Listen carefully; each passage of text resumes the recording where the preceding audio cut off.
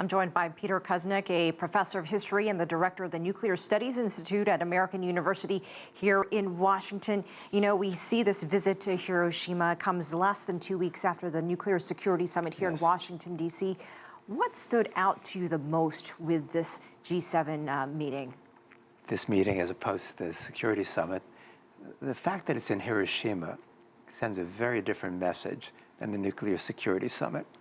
The Nuclear Security Summit wants to collect and control all the loose nuclear materials in the world. The threat there, the danger there, is nuclear terrorism. So that's these non-state actors who are going to maybe do something to threaten us. Everybody is opposed to nuclear terrorism.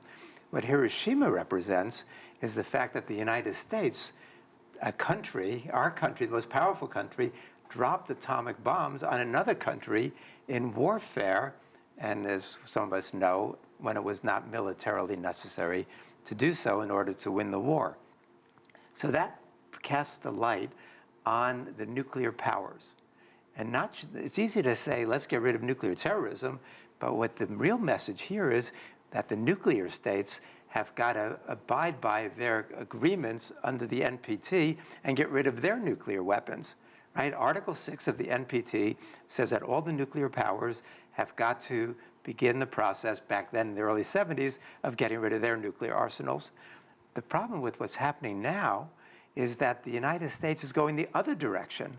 President Obama, who made that great speech in Prague in early 2009 calling for nuclear abolition, Obama has now called for a $1 trillion modernization program to modernize America's nuclear arsenal. So we still have over 15,000 nuclear weapons in the world. And we look at what's developing with the US and Russia over Ukraine, for example. Most people don't realize, but the United States and Russia still have more than 1,000 nuclear weapons pointed at each other on hair trigger alert. So we've got real, immediate, serious problems with the nuclear threat between nations. And the good thing about the Hiroshima visit by Kerry, and hopefully a follow-up visit by Obama, is that it points directly at the weapons that are controlled by and that are threatening to be used by the nuclear powers, especially the United States and Russia. Well, I want to ask you a little bit more about that, because this group released a statement reaffirming commitment to build a world without nuclear arms. As you mentioned, you know, it seems to be going in the other direction, especially you mentioned Ukraine, but what about the DPRK, what's happening there? Do you think as a whole, not just Russia and the United States, do you think other countries are starting to move more toward nuclear arms versus getting rid of them? Well, that's a threat. That was that crazy statement made the other day by Donald Trump, saying that the United States should pull back its troops from Japan and Korea, which would be a good thing, but that it would be okay if those countries develop their own nuclear arsenals so they're not under the U.S. nuclear umbrella. That's crazy talk. We know that there are people in Japan who do want Japan to have its own nuclear arsenal. There are some in South Korea, not as much of a problem there. So the world is going in opposite directions.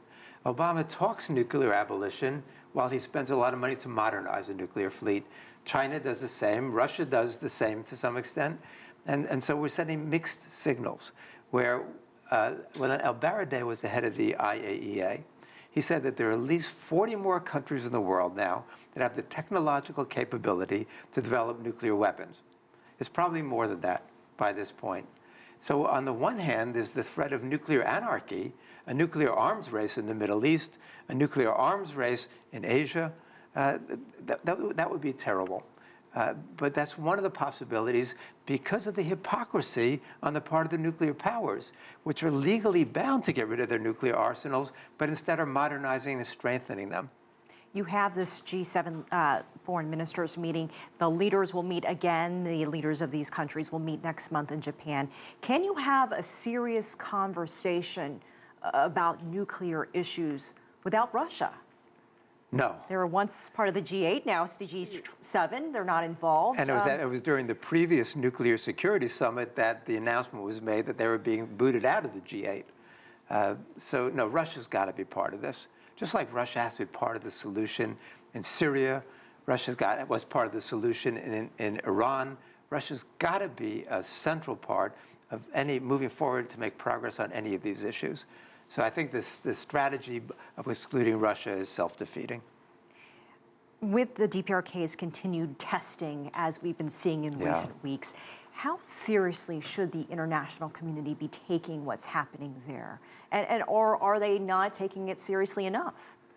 I think they're taking it seriously. Nobody seems to know what to do with North Korea. North Korea is an enigma. And North Korea's behavior is sometimes not only irrational, but self-defeating. I mean, instead of them doing the kinds of things that would seem to be in their own self-interest as a nation, they seem to be constantly provoking. They always want to snatch defeat from the jaws of victory. And so nobody knows quite what to do with North Korea, except not to take their bait and not to make them seem like more of a risk than they are. But their behavior is dangerous, it is provocative, it is worrisome and troubling, and hopefully they'll come to their senses. And that's one of the things we want to see China do, is exert as much influence as it can in a positive way on North Korea to begin to become part of the world community. But you have to remember what the North Korean leadership said. When the US invaded Iraq, the North Korean leadership said the only mistake that Saddam Hussein made was not to have nuclear weapons. If Iraq had nuclear weapons, the United States would not have been able to invade. So part of North Korea's becoming more of a normal country would mean that they have to feel less under threat.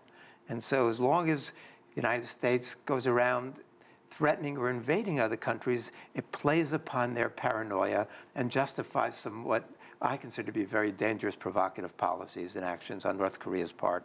All right, Peter Kuznick, as always, we appreciate your insight. Thank you so much for joining us. Thank you, Elaine.